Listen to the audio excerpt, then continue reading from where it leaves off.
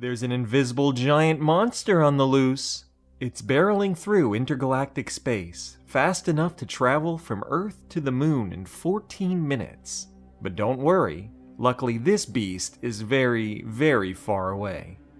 This potential supermassive black hole, weighing as much as 20 million suns, has left behind a never-before-seen 200,000 light-year-long trail of newborn stars. The streamer is twice the diameter of our Milky Way galaxy. It's likely the result of a rare, bizarre game of galactic billiards among three massive black holes. Astronomers suspect that first two galaxies merged perhaps 50 million years ago. That brought together two supermassive black holes at their centers. They whirled around each other until another galaxy came along with its own supermassive black hole. The three of them chaotically orbited around each other.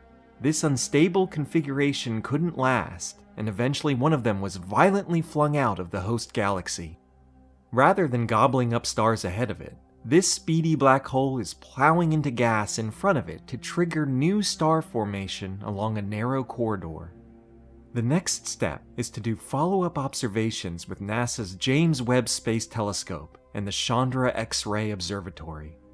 Also, NASA's upcoming Nancy Grace Roman Space Telescope will have a wide-angle view of the universe with Hubble's high resolution.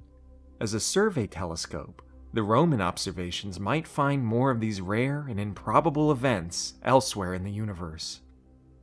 Hubble, once again showing us that the universe is full of fascinating phenomena.